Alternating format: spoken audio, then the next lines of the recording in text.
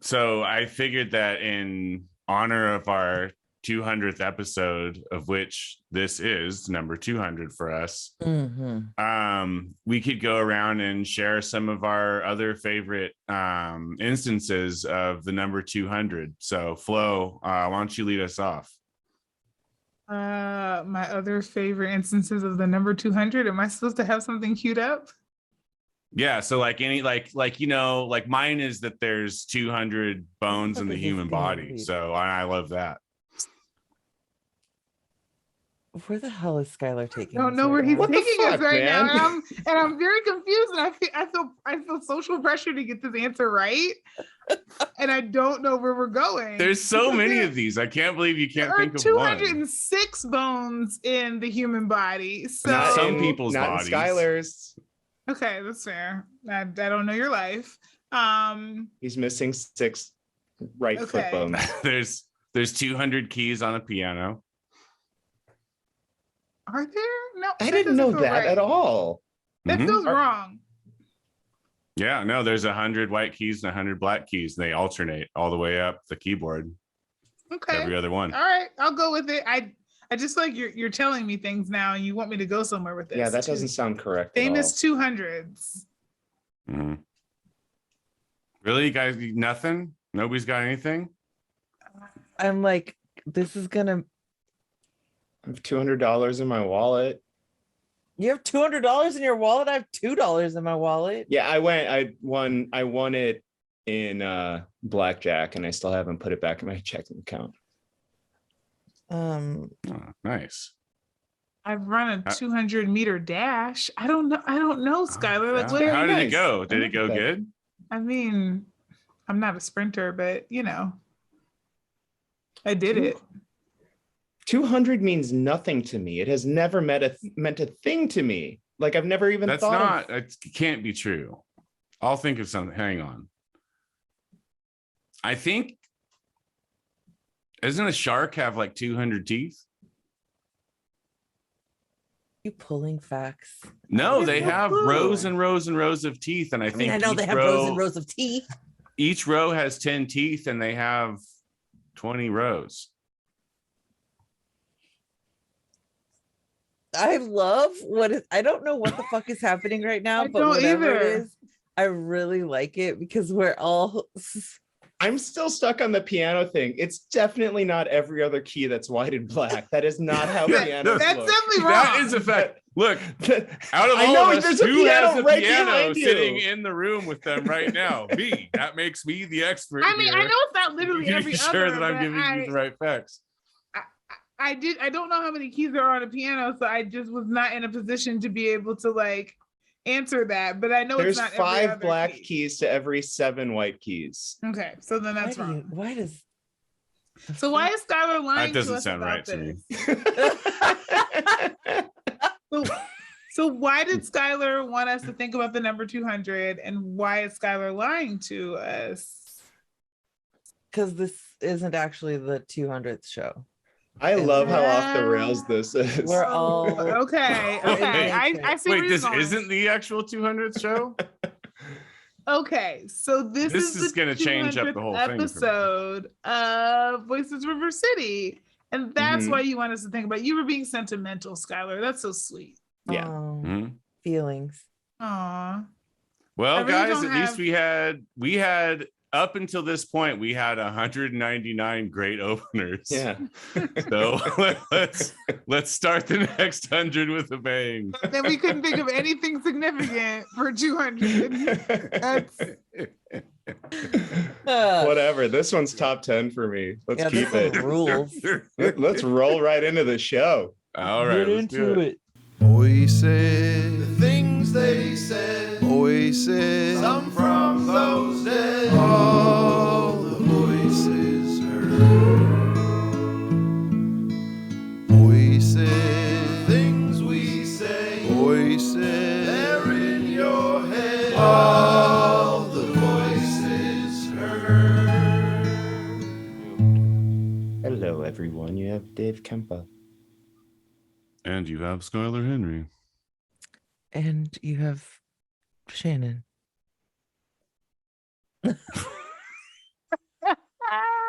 Flo's scream was so loud that it didn't even register on Zoom. Zoom cut it off. Zoom cut it off for the we're rest of us. we're not doing that.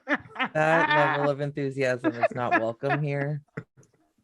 I'm trying a new intro thing. I'm trying to do like a little more like, hey, Sacramento, it's, because ever since Beth Ruyak left the scene in audio media in Sac, I think someone's got to fill that, right? Like, totally. The kind of cool voice, like, welcome to Voices River City. I can be in flow. Okay, that was just but that was phone sex. That made me feel uncomfortable. Yeah, what was that? I just took my pants off. In many ways. Voices After Hours. Yeah, you did. Wow. This is Voices After Dark. I'm gonna become a patron. Wow. Voices Quiet Storm. Holy shit. Midnight Love. I'm gonna bring my tits out. Bring them. I want to see if that makes it on the radio. Present them. Bring them. Okay. Welcome everybody. This is episode 200. And as you can tell, we are a really airtight operation at this point. We take this all very seriously. And I think that's really where our longevity comes from. I'm just like, this is pretty cool. Like, obviously, every time we have a milestone episode, we have to mention that Anthony Sino was the guy who started the Voices River City podcast back when I started the Voices River City site back in 2017. He did the first 23 or so episodes. And if you go back and listen to those, like, it's a totally different vibe, super tight editing, really bringing in a lot of different arts and news coverage. No, I mean like tight editing in the sense of like literally like the B-roll, production is superior. And like, there's like gnat sounds and stuff. It's like clearly like someone who knows what they're doing at the computer as opposed to now. Yeah. We don't know what the fuck we're doing. No, I'm talking about like he did like legit like radio packages on the show, right? Whereas like what we're doing, even if it's very fine, beautiful audio quality, award-winning, if I might say.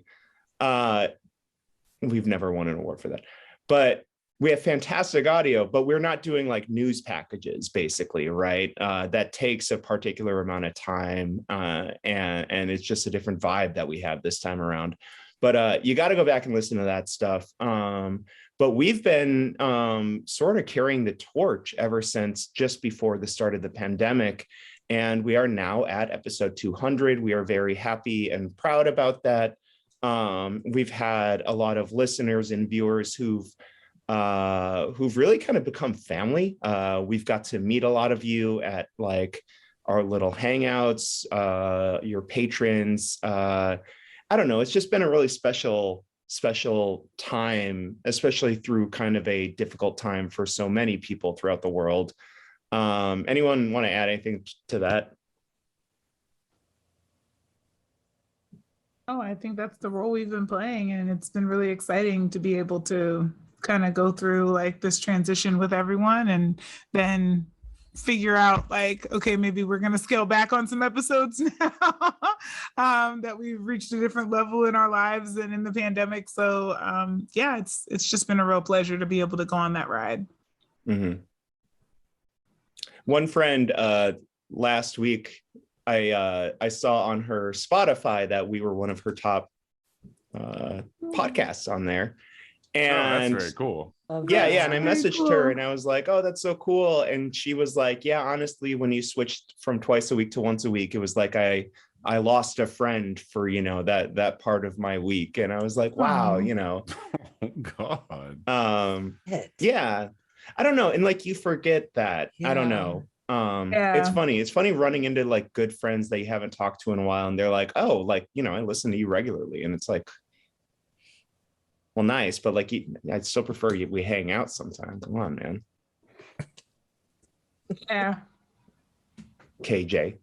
All right, well, let's get into episode 200. I don't think we wanted to do anything too serious. I think we wanted to have some fun. Skylar, you pitched the idea of having sort of a love fest for Sacramento, which I thought would be like, just, it's a cool concept because like, so often it feels like, you know, people are doing the opposite. And there is so much that's really amazing about this place. But just to launch off the episode, I thought we would do, and we did this on our century episode too, but I thought we might all go around and just say maybe one or two of our favorite moments on the show, if we were to look back on it. So who would like to go first?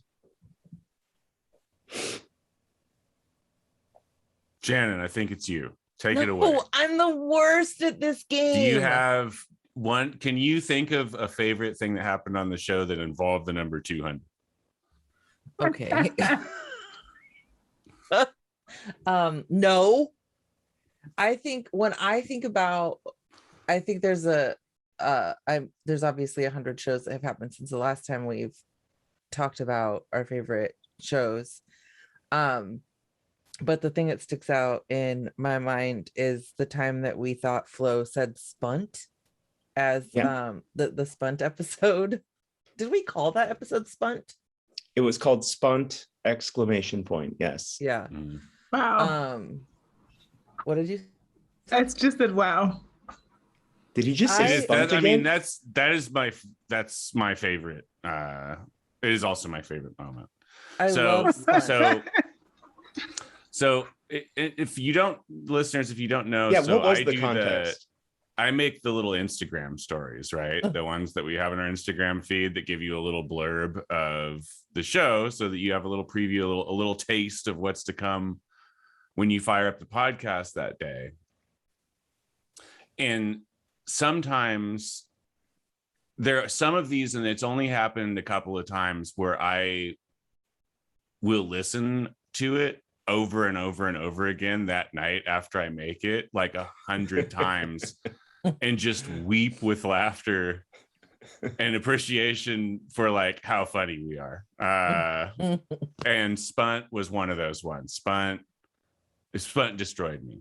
What was the context? It was, I think I was asking the group what someone's nickname was. Yeah. It was that guy who, what did he do? He was leaving California, right? Was it Traver? Traver. It was Traver. Traver, yes. Yeah. Leaving California. And so we were trying to like talk about what we were discussing, what his possible nicknames are. Right. And Shannon throws out a guess that's pretty good, right? Like Beardy McBearder face or something along those lines. And then Flo is just like Spunt. Yeah. SPUNT. Which wasn't what she said, but that was exactly what Shannon and Skylar heard. It's what we heard. I 100% was convinced that Flo said Spunt. And I was like, how in the hell did you come up with that? That is the craziest guess of a nickname. I can't imagine a crazier guess. That for is like, what do you think this guy's nickname is? Is it Spunt? It's also not a bad guess. Yeah, no, it's definitely not. I recall I thought she had just said the C word. Yes, she did. I just wanted to power through that moment because I was like, all right, I'm just going to pretend I didn't hear that. Oh, snap, here it comes. Flo had too many White Claws before the recording tonight. Flo's been day drinking again. What did you say? What was it actually? I don't remember that part. Don't remember now. That part's not worth remembering. It is just a part of. I hereby declare that you said Spunt. You said it was some like something that rhymes with both of those words that you thought I said. I don't remember. I was just trying to come up with like a I mean, you clarified in that clip, but I don't. I don't remember absurd that I don't because even sponge remember. is what we walked away with, and that Dave thought that I used the C word. So that was that is the lingering memory for me, the person who actually uttered the word. Got overshadowed by the rest. Yes. Okay. My favorite moment was not actually a recorded moment, but I want to let listeners in on this. Oh God. Last time we had Kula Koenig on the show. Did I pronounce that incorrectly? Did I do the Sarah Koenig? Yeah, Kula she's Koenig. Koenig. Mm-hmm. God. We just hung out with Kula too this weekend.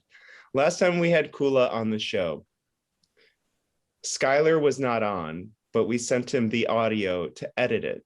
Yes.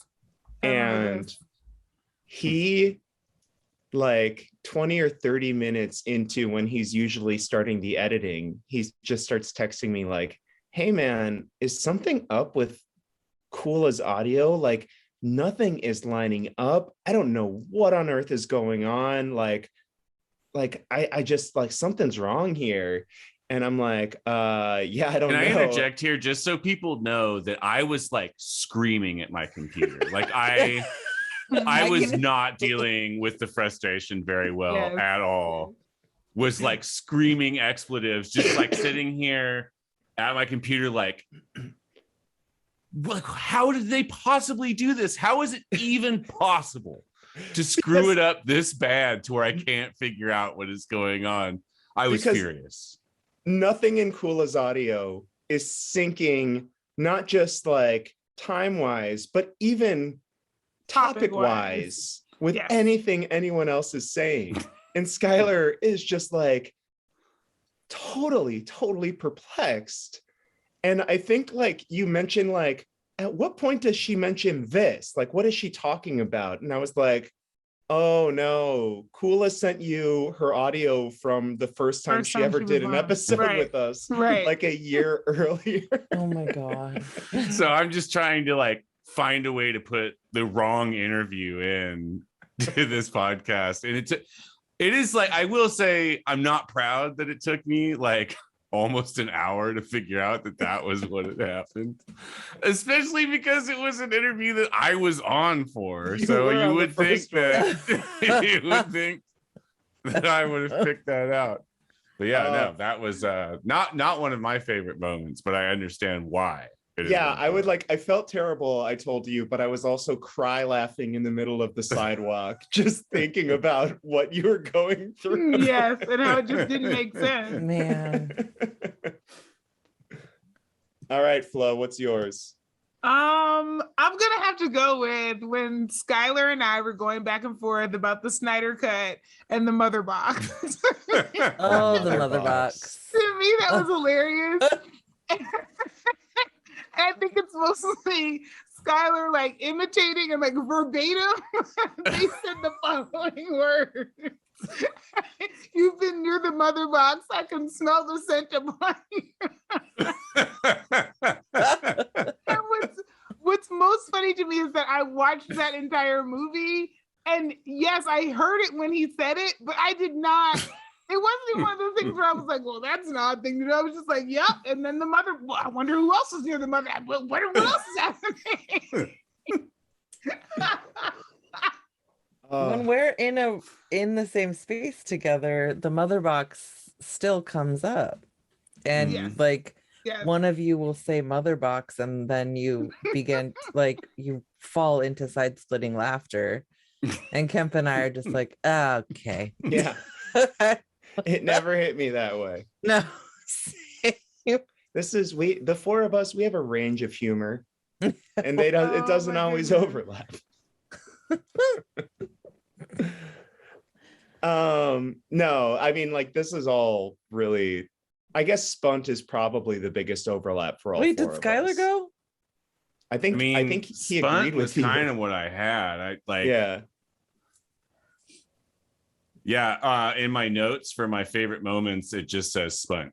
Spunt. That was it for me. I think the other one that stands out to me is when we were talking about where Newsom is, and we were talking about him having a dick tattooed on his face. Oh yeah. Yes. And just I had a like feeling how that was gonna come long up. we were able to keep that whole thing going. That's I don't like know if you second to saw Splint. one of my favorite listeners did a little Photoshop of that too, of the governor in I did Where's see Waldo regalia with a little penis tattooed on his nose. A little upside down. tattoo, Yeah, little facial tattoo. Yeah. It was good. Oh man. Classic.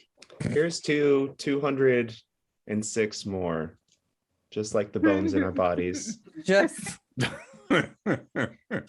Oh And the my pianos- keys on a piano. Why? Teeth in a shark. Also You know? just like the teeth in a shark. Like teeth in a shark, so are the episodes of Voices. So the whole idea for this episode was we were going to talk a little bit about, we're going to talk up the city. We don't do that enough, I don't think, on this show. And I think there's a lot to love about it, right? And it is true. I think, like, if I may, like, the impetus for suggesting this was that I feel like I think that, like, the point of Voices obviously is to elevate, like, voices around Sacramento and to platform folks who, you know, would not otherwise have the platform, and to kind of, you know, like, kind of create like a communal space where like-minded people feel welcome in it. But it is like it is this communal space of people who care an awful lot about the things that happen in Sacramento, and those conversations can be pretty dour, because if you are like somebody who cares about people and you are involved, like, you know, politically engaged, you're going to take a lot of L's in this town and basically everywhere else, right? And one of the things I'm always worried when we get too far into that side that it will become a chore to listen to the show, because people will listen to it and be like, oh my God, I just wanted something to listen to while I was mowing the lawn, and now I want to kill myself, you know? And so a big goal of mine is to try and walk that line of not, you know, and obviously, like, you know, we'll get silly here and there, but, you know, I like to walk that line of throwing a little dessert in there every now and then too, to kind of even things out. And so I thought that this 200th episode would be a good kind of palate cleanser to kind of remind us of, like, why are we all here, and why are we all so engaged? Why do we care so much? What is it about Sacramento that got us to do the show? I love that. Yeah, same. Well, why don't we go around with one? Why don't we each throw one out? And then we'll also, I've got a few that listeners have reached out with on their answers to this too. So who would like to go first? I can go. So I grew up in a mid-sized city, which is Pittsburgh, Pennsylvania. And so I like Sacramento because it's a mid-sized city. And I feel like people often kind of talk about like small towns and big cities in terms of where they want to live. Like they'll tell you the charms of the small town or the charms of the big city.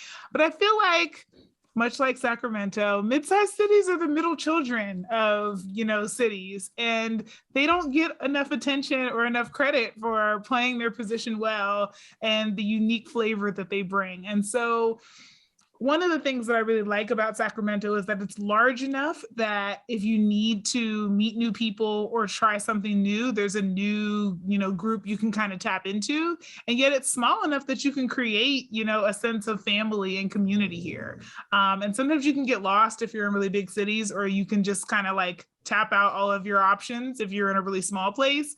And so there's something nice about being able to have a little bit of both that I think just is really beautiful. And so I think I enjoy that piece. Like I can get, you know, so many like concerts and events and things like that. Like there's very little, you know, in terms of like kind of the bigger city access that I can't get here. And yet also it's very rare to be out somewhere and not bump into someone that you know and like have your night kind of just take you in a maybe a different direction because of who you ran into.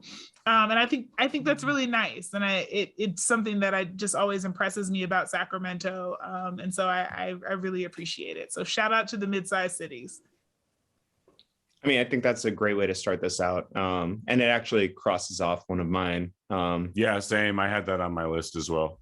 Yeah, and I think that it's just a great launching point. Like for me, I had written something about as Midwestern as a California/Western city can get.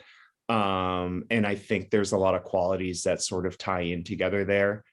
I too am from the Midwest. I'm from Wisconsin. And no, it's a place that allows itself to be its own.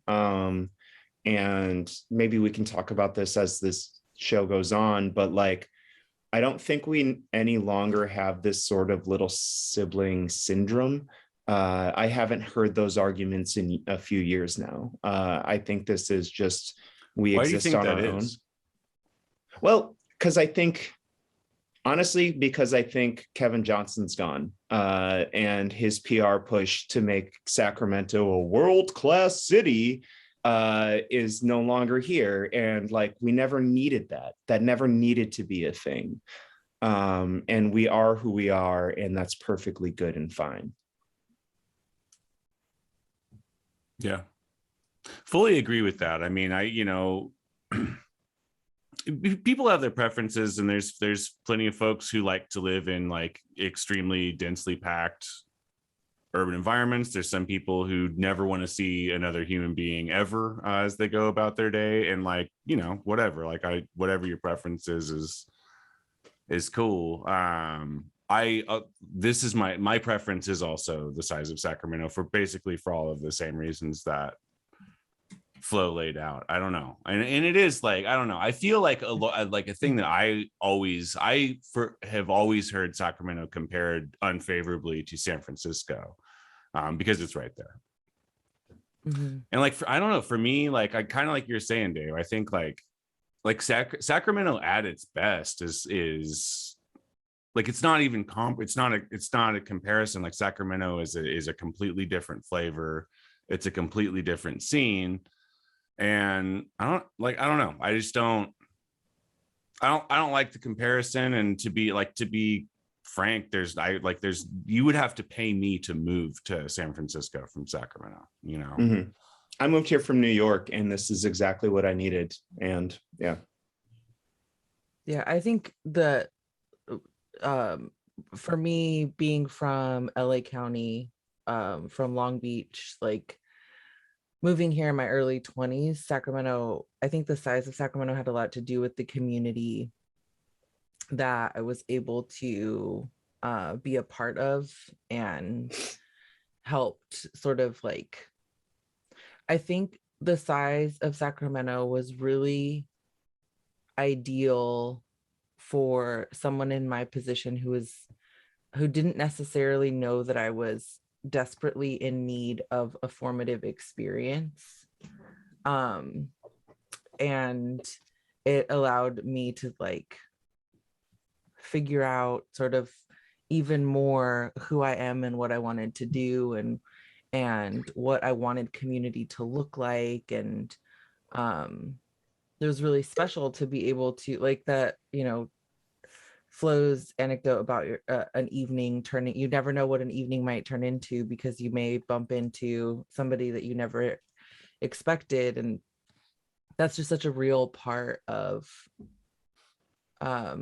my Sacramento experience. Like, you can't go somewhere and not run into somebody that you know or that you haven't seen in a while, and you know, the trajectory of your evening or even like your life can change because all of a sudden a friendship is rekindled or something along those lines. The size of Sacramento is really a really special part, I think, of what makes this city incredible. Yeah. It's also fun to like pass some of that off, like in my, all through my 20s, I played music in bands and, was at Old Ironsides or Blue Lamp every Friday night, or, back when there was Maryland's, or I'm going to be dating myself here, Luigi's Fun Garden. Luigi.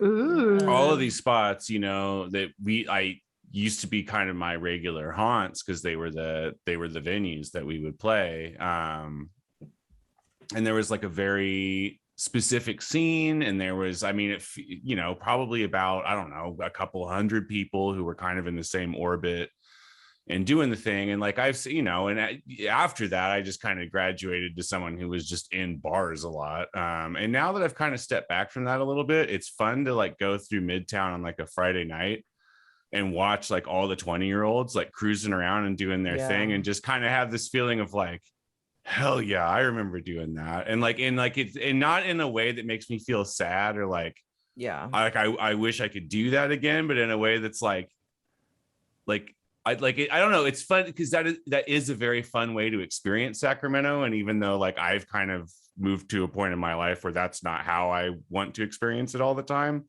I love watching younger people like who are quite clearly smack dab in the middle of that time in their lives, because Sacramento is a great place for it. Yeah. I'm going to take all of that as one from each of us. And I kind of want to pull from what Skylar just said and talk a little bit about the music scene. One of our awesome listeners, Kendra Ramsey Matuka. Kendra, you had like 4 responses to that question, but I really liked yours about I love the music scene. I had so many great experiences as a teenager at Duke's Coffee, Capitol Garage, Bojangles, True Love. And like Sacramento does have like really its own music scene, right? Just the other night, we were the show hosts, we were out at Streets, and Philharmonic was coming to play, right? And Philharmonic, whose great song "Pay Me" got pretty wide acclaim, is a local musician who, like, he's been on Sway's show, but he very much is just like, no, I'm Sacramento through and through, and I'm not trying to like go out and do something crazy nationally. And I think, I don't know, there's just something special music-wise about this place. Through him, when I first moved here, there was this weird math rock scene that I was like vaguely adjacently hanging around with folks in. And like, what else? I mean, this is the same town that Cake is from, right? I mean, I think obviously the Deftones is kind of the big one, but for me, I think the premier They're From Sac band is Death Grips. Yeah. Right. They are like the fact that Death Grips is from Sacramento is actually like sort of hilarious to me. It is a very, I don't know. There's something just very Sacramento about it to me. I love Death Grips, by the way. Like, just so it's clear, I'm a mega fan.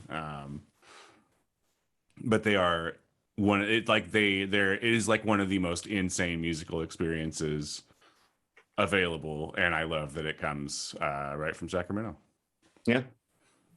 I saw before it was like either their first or second show, they played at the Townhouse, and I went and saw it because a buddy of mine was like, hey, Zach Hill's in a new band, and Zach Hill is this really, really like world-class drummer. And I was really excited. I was like, oh, cool, I'll go see. And I was kind of thinking I was just going to go see this dude noodle around on the drums, which I like because I play the drums and I like to watch guys who are really good noodle around on the drums. And instead, I got Death Grips at like 1,000,000 decibels. And I was like right up against the stage because I wanted to be able to see what Zach Hill was doing, and just got my shit absolutely blown back and destroyed. My fight or flight response kicked in as soon as they went into their first song, which, by the way, I think was called Guillotines. Yes. But yeah, absolutely. One of my favorite only could this happen in Sacramento moments was accidentally going to one of Death Grip's first shows and just getting absolutely dominated by the experience. I love that. I think that like music in Sacramento is as someone who does not play music, I only enjoy it as a listener. The music scene in Sacramento was a huge part of my early years here. So I was here in I moved here in like 2006 or 2007. And like going to shows at like Fox and Goose and Old Eye and Luigi's and Distillery. Like Distillery had metal shows.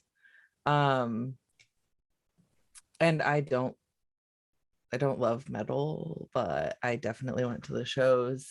And I just like got myself like the people that I was sort of like bopping around town with were folks in bands, and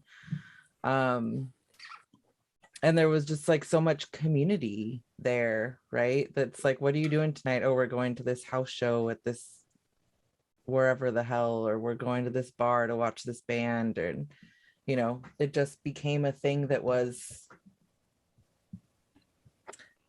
I think like one of those things about Sacramento is that like there is the this thing about like your chosen family, and that's what like those experiences with local music provided for me, was a chosen family. Yeah. I have never described myself as being part of like the music scene, but I think the thing I am most appreciative of when it comes to Sacramento, and as all of you were talking, I was thinking about like, but I have gone to, you know, music venues here. I've been to, you know, several concerts at Harlow's. I've done Ace of Spades. I actually went to go see one of my favorite Are They Kidding or Not Kidding bands, Turquoise Jeep, Keep the Jeep Riding. That's one of my favorites. They are famous for songs such as Let Me Smang It and Treat Me Like a Pirate and Give Me That Booty. And I really appreciate them so much. They make me smile so much. And I've seen them here, right? And so but the thing that like stands out, and I've seen KRS-One and Genuine, like I've gone to some really good shows. And at the same time, I'm also thinking, I know a lot more people. Maybe I just didn't like poll people when I lived in other cities, but I know a lot more people here who are just like casually to very committedly engaged in the arts in a way that I didn't know in other places. So like in any friend group, there is somebody or somebody's partner who is like in a band, and there's somebody who like makes jewelry, and there's somebody who writes poetry, and there's somebody who paints, and there's somebody who sculpts, and there's somebody who plays the guitar, and there's somebody who sings. And I'm just, it's really amazing to me to be in a space where so many people, whether as hobbies or as a profession, are engaged in the arts. And I really just want to lift that up, because Sacramento's not like on the map as like this art scene, but like the art walk is pretty cool. And you know, there are just these things that are happening around town constantly. I mean, or somebody who's in a play, right? Like so many of my friends are inviting me to shows that they're doing at our smaller theaters here. And so I really appreciate that. I think it brings a unique flavor to have. And I was thinking about this because the other night when we were out, we were talking about a certain, you know, one of our elected officials who's in a band, a very aptly named band. And I was just thinking about like, how that's hilarious, but also very unsurprising about this place. Like that the person who I'm working on, you know, marijuana equity policy is also playing with a band, you know, at a local coffee shop on the weekend, right? As it's just like, of course, that's a very Sacramento thing to have happen. And so I love that about this place. Yeah, totally. I mean, our live... in your friend group, you're the person who does a podcast.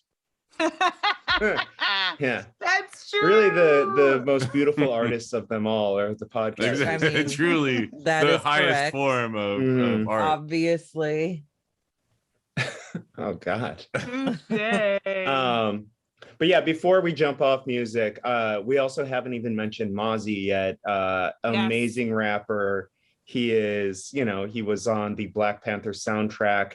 When Kendrick Lamar went up and won an award, he quoted Mozzie, like, and this is a South Sac native, right? His music is just so good. So there's like a lot that we have to offer here in Sac in that front. We're moving fast time-wise, so I think I want to just jump to all of the listener stuff, and then let's tie in our stuff with that as we go. One thing from a listener, from a Twitter user, listener, Brian Henry IE, bike party. I mean, yeah. And we're not the only city with bike party, but like it takes over. Bike party works especially well here. I mean, I think several people on Twitter mentioned like the bikeability of Sacramento, because like for several reasons, not the least of which is that it's a grid and it's easy to bike on, but it's also flat. There's like the one hill over by like T and 21st. That's right. Other than that, the grid is a flat plane. That's a hill. Yeah, and it's awesome. It's also, I mean, Sacramento is great for bicycling in a number of ways. Bike party is one of them. Like the urban, like kind of, biking through the streets experience is great here. If you're on the street with drivers who aren't jerks. Right. Important point. We also have, and I lived here for years and years and years and did not appreciate this, but the bike trail is a tremendous resource that we have here in Sacramento. Yes. that they do not have that in other towns. And if you have not really explored that very much, like I highly recommend like taking an afternoon bike ride. You can go, I mean, if you wanted to, you could ride from Old Sac up to Folsom, and you could do that on the bike trail the whole way. It's beautiful. There's plenty of places to stop along the way. It's an incredible resource. A lot of people will ride up to Folsom, have a few beers, and then just like take the light rail back home too. Yep. Like I've done that before. But I mean, just like I just want to get back to bike party real quick. For listeners who don't know, it's people go out on their sort of like kind of just like day riding cruiser bikes, put these wild lights on them. You might dress kind of crazy. It might be related to the time of year or a nearby holiday. And everyone has every few people on a bike have like a boombox, and they're blasting some kind of music. And it is an incredibly cool and fun party that the authorities don't mess with. And it is just one of the most special things to see go through our streets in Sacramento. I really love it. They drive right by, or bike right by my house, like clockwork, on the way out and back. And it's like, so good. It's sick. Time. Sometimes it goes on for like 20 minutes because I just moved. So many people. I lived on the corner of 10th and F for years and years and years, and they would kind of come up F Street a lot. And I would just be out on my porch, like I would drink like 3 beers in the time that it took them to like start and then finish their like line. Yep. And I would also say I've enjoyed, as you were talking about that, I was thinking about, in Land Park, if you're ever there on a Sunday, like afternoon or evening, people coming by with all their old classic cars and just slow riding through, like it's really nice. And I've seen it a few times, especially during the pandemic when I was hanging out over in Land Park just to like do a safe meetup with friends. And all of a sudden, all these cars come by and they're like, a Cadillac, and they're, like just kind of like the old school El Caminos and really classic, cool, well, maintained cars, and everybody's going like, it reminds me of summertime, like everybody's going like 3 miles per hour through the neighborhood, so you can just take in the different cars. I love that. Don't they do that around Old Sac too? The ones with the hydraulics and stuff? Yeah. Yeah, I usually see them starting out, or I assume they're starting out in Lamp. That's where I consistently see them, and it's usually a Sunday afternoon. Okay, let me move on to another one. I mean, this one's obvious, but I don't think we should like just go without mentioning it. Our friend of the show, Corinne McIntosh Sacco said it's the community organizing in Sac for me. PJ, who is also a guest host very often, says, I love our passionate residents who fight for equity, the potential for a progressive council and mayor, and our robust activist community. I mean, this show doesn't exist without those folks. So Absolutely. Yeah. Without question. Yeah, I guess we don't have anything to add to that. Like they're facts. It is like, I don't know, it's very cool. I like, you know, I'm not sure what it is like in other cities, but I often am very grateful if I'm out and about in some of these places and with some of these groups to be around people who like care about stuff. You know, I feel like there's so much impetus with like so many people to just like the attitude is just like, I don't care, I'm too above it, or I can't be bothered to care about stuff. And I really love that there's so many people in Sacramento who are the exact opposite, who are like, you know what, I can be bothered. What is the problem? How can I be a part of the solution? Like, let's get in there and get our hands dirty and care about stuff. I love that.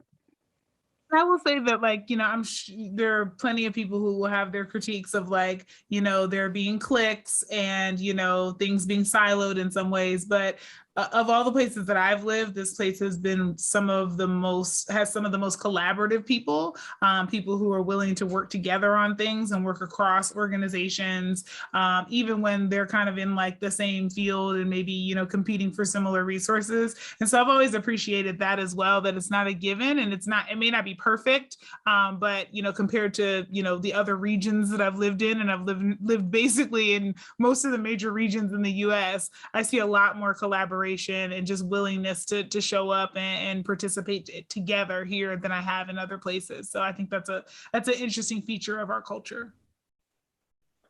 Yeah.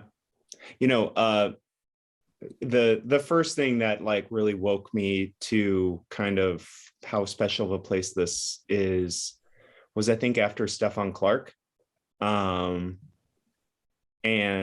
how deeply people were dedicated to really not stopping until something was done, not just after the cops murdered him, also the next year when our terrible district attorney Anne-Marie Schubert not just refused to press charges against these cops, she also just assassinated his character on national TV. And then the following year, when George Floyd happened, Sacramento was ready once again. And that was really astounding. I also look at the fight on homelessness rights from when I moved here. You think of our friend Fago, and all the fights he did back then, and everybody who was doing everything back then before, like, there was real numbers behind it, all the way to now, when some of the fights that these folks were pushing for, they're getting, like, there's actually little wins moving towards that. And like, our young folks are like, no, that's not enough. And that is so good that our young folks are saying that that's not enough. Right. And I don't know, I feel nothing but hopeful when I think about this town and these ideas. Should I move to the next one? Yeah. How about, this one from a Twitter user, Finks Deep Thoughts. I don't know who that would be. She said, I love how most of us still refuse to say we're America's farm to fork capital, despite the massive marketing push for it. I also love that, to be completely frank. We will always be the city of trees. I like the food here. Yeah. I mean, don't get me wrong. Like, the food here is good, but yeah, the farm to fork capital, just, in the words of Stewie, it insists upon itself. It really does insist upon itself. In the words of Stewie. Stewie, who's like the baby from Family Guy? Yes. Oh, Yes. okay. Yeah. Sorry, you had to walk me through that one. So when I saw Chelsea tweet that, it reminded me that I actually had an old PRA request with all of the emails about how the city came about changing the water tower from City of Trees to America's Farm to Fork capital. And it all started, and nobody really knew this. It started with an email from Mike Testa. Of course it surprise, surprise. Mike Testa, the head of Visit Sacramento, reached out to Rick Jennings, friend of the show, Sacramento Kings Arena neighbor to Flo, like to city council member Rick Jennings, and he was like, hey, I'd really like to change this, you know, this title up here on this water tower. I think it would, this was again during the Kevin Johnson sort of like world-class city era, and he pitched it. The folks at Jennings' office were behind it, and they were like, yeah, let's do it. And then a year later, without telling anybody in the community, they just switched it from like on this very ubiquitous water tower from City of Trees to America's Farm to Fork capital. And I think Patrick Mulvaney, I don't know if you know this, right when that was happening, he emailed Rick Jennings, Angelique Ashby, another city council member, couple other folks, and was like, good morning, all. Great job on water tower. Drag that folks are bashing it already. We changed our Facebook photo to Farm to Fork logo. Asked Visit Sac Chamber and Region's business to ask boards and staff to consider it as well. Would be great if you all would not only do it, but encourage folks in your circle as well. Best P. So like the whole restaurant scene was behind that too. And like all of this push, all of this commercial push. And it's just nice to know that Sacramentans are like, fuck you, Patrick. Like, no, thank you. We're the City of Trees. Yeah. Next one. From Twitter user, friend of the show, but I don't know if we're giving real names. Carpe_DMT. I love the endless fall. Back home in New Jersey, there would be maybe 1 week of leaves turning, then bare trees in cold winter. Here it's beautiful fall colors for months and winter almost doesn't come. What do you think about that? I like that. Sure, the weather is another plus.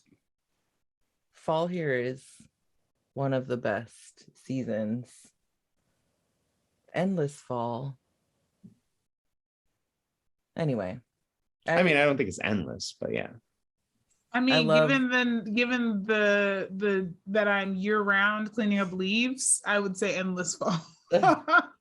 I don't know how, but there are leaves here year round. It's the City of Trees. Of course, there's leaves here year round. But yeah, I was just celebrating that all year. That's the thing. Like, there's supposed to be a season where the leaves fall off of the trees.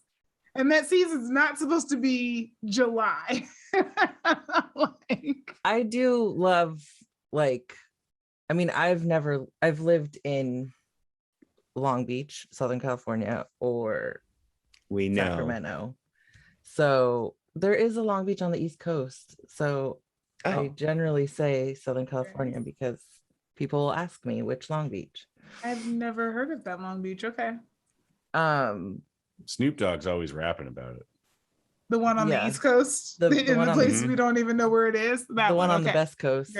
Great. But I do like fall, whatever it is that our winter is, like the seasons that we are experiencing in the next, like in the last month and in over the next couple, I would say are among my fave as well. Yeah, I like that there's actually a season. I also come from Wisconsin, which has 4 seasons, but like it's horrific trying to live through a winter there. And I would take this compared to that any time. There's a reason I didn't move back, and I love California weather. We can sit outside at bars year round here. Mm-hmm. Another reason to love Sacramento. A little harder right now, but yeah. if they have heaters. Or you bring your own blanket. Or you bring. I also like the heat. I don't mind. I'm one of those people who doesn't really mind when it gets up above 100. I don't care. Like I'm fine with it. You're both wrong. Like obviously you don't want to stand out in the sun with no shade for extended periods of time when it's like that. But I don't know. The river is such a great resource for that. And I will continue to swim in the American River regardless of what anybody says about it. In fact, talk more shit, because the less of you out there, the more space there is for me on the beach. Absolutely. I do love like the hottest days of summer, a 6-pack and the river is real special. Yeah, the river really is special. I mean, I know we talked about the bike trail that goes along the river, but the river really is special. And especially to be so close to a place where you can have both the, the calm, just like floating experience, and then drive not that far and have a much more like exciting whitewater experience. Not everybody gets to have that. So that's a really unique feature of being in Sacramento. Yeah. Yeah. River is definitely up there for me. Yeah. So we've had a few more, I don't have the people's names who said these, but, somebody mentioned that the sort of juxtaposition of old and new side by side throughout our region, building wise, which I really liked. Another person mentioned the Sac Library. Shannon, I thought your husband would like that. Mm-hmm. I told him about that. Yeah. Oh, and you might not have known, but we got a message on Instagram regarding this. Was it from Nate? No, not from Nate. Here's what they wrote to our question of what's your favorite thing about Sacramento. They wrote that the best humans live there, Shan and Nate. It's by, who is this written by? Someone named Kiki Dominguez Stevens. Oh my God.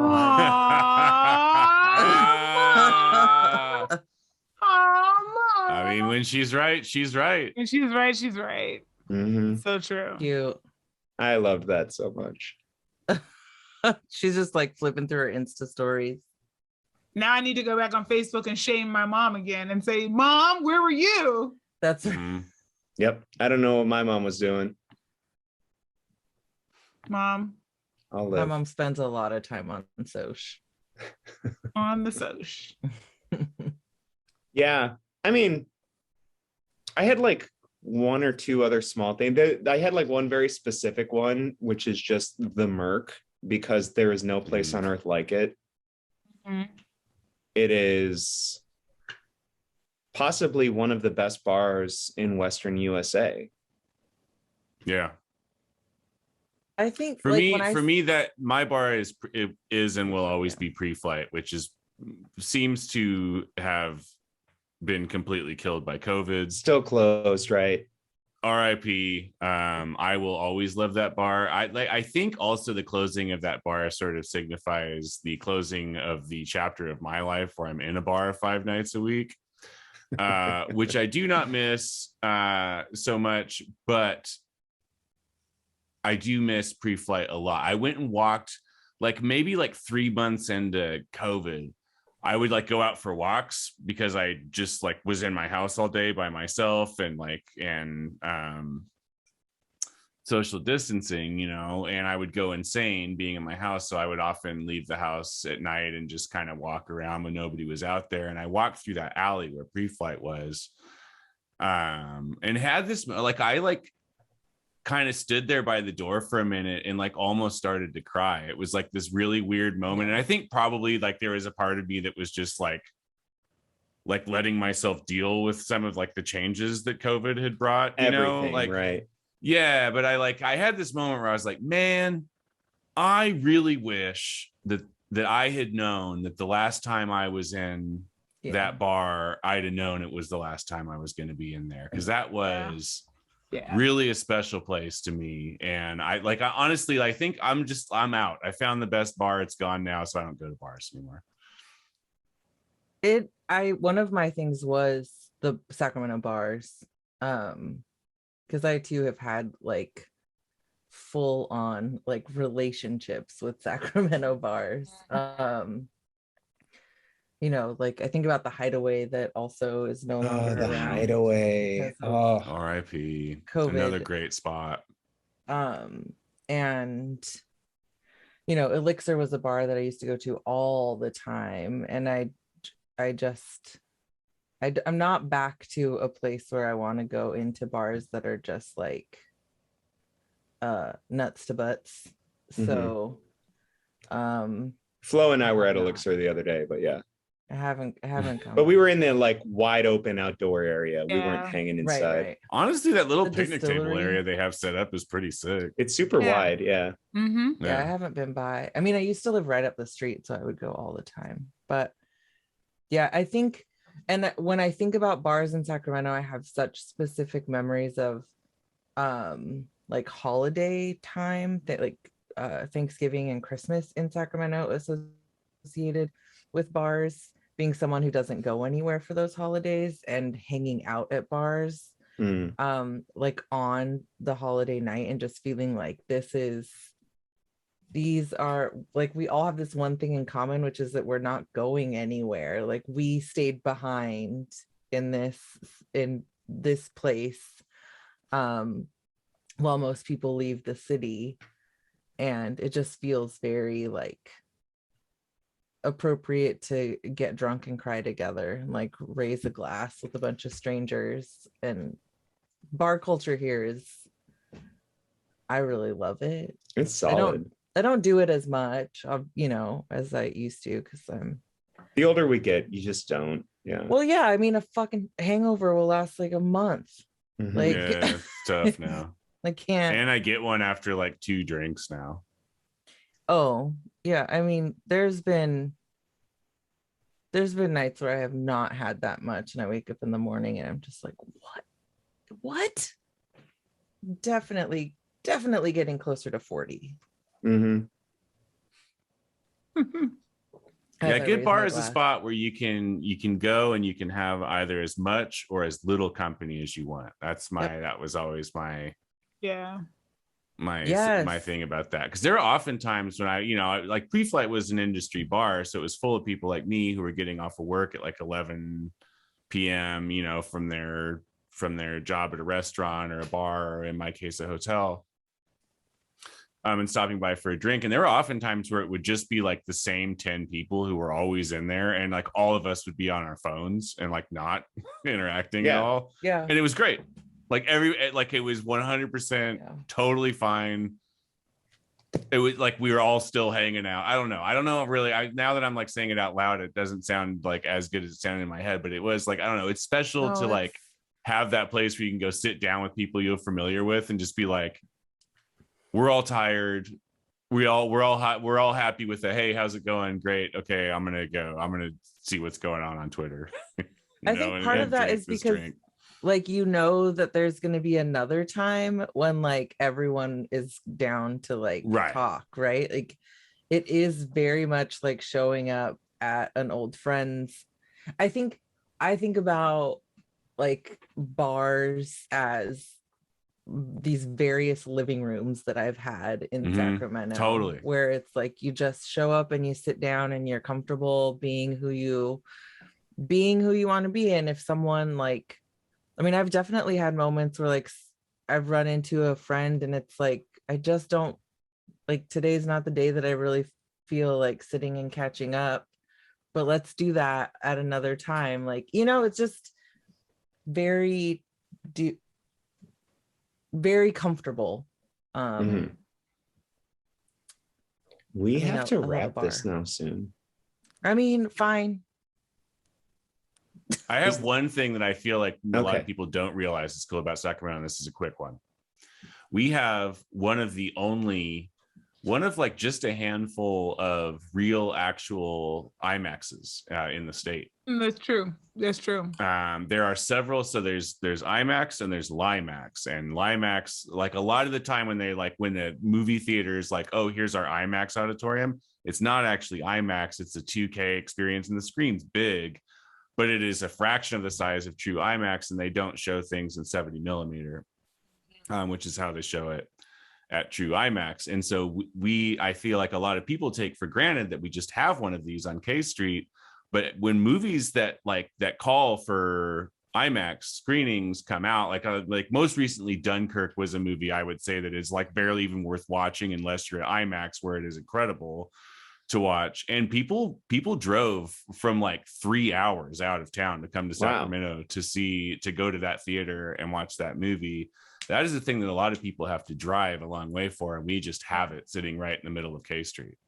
That is very true. And I have seen all of the Dark Knight trilogy there, and Black Panther and other, like that really, it just pops on that screen. So, and it's also nice when a big movie is coming out and they do the 3 a.m. showing, because then you can just like go to breakfast and go to work afterwards. I love it.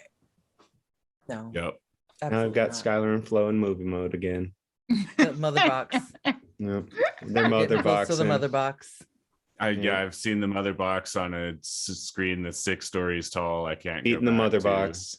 Exactly. Okay, so I have one actually. If it's okay, I have Keep one going. that can close us out here. Okay. Because I feel like we're at the end of the episode. We're kind of in the home stretch here. We're getting ready to be done. One of my all-time favorite things, and I'm sure that everybody feels this way about their town, and I grew up in Sacramento, so this has been an experience that I have had my entire life. But coming back from being out of town, especially if you're coming either up or down 5, when that Sacramento skyline appears, it is a feeling like no other, especially if you're coming up from like LA and you've been in the car for like 6 or 7 hours. And when that skyline pops up and you're coming across the causeway, that is a magical feeling.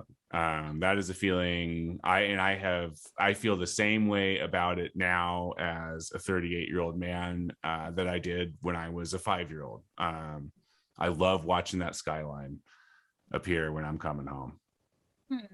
I love that. I will even say, skyline. Coming east from the Bay Area, I actually take the West Sac exit so I can take the Tower Bridge over into town and just kind of chill as I kind of ride into town. I love doing that. The Tower Bridge is one of my Sacramento faves. Yeah. Nate gives me a lot of shit for it, but I love that bridge. It's a good bridge. Yeah. Thank you. A little unorthodox, but yeah. All right. Well, let's call it. We've got one more episode before we take our winter break. Ostensibly, we have a hangout. Is this happening? I don't know. Oh, yeah. I forgot about that. Yeah. I guarantee, folks, we will have a hangout. We just got to figure that out right now. But for now, hope you enjoyed this one. Just a fun, our little skeleton episode, 206 bones coming at you. And we will see you next week, I suppose. You can find me on the socials. I'm Kempa at YOUKNOWKEMPA. You can find me at Guillotine for You. That's Guillotine, the number 4, YOU. I'm Shan N.D. Stevens. And you can find me at Flojaune, FLOJAUNE. Thanks for making it 200 episodes with us, both to my co-hosts and both to all the people listening. You're fantastic. We love doing this show with you. And yeah, we love you and we want you to stay safe. Stay sane. Stay healthy. And stay the Omicron away from me. Get away. Get away.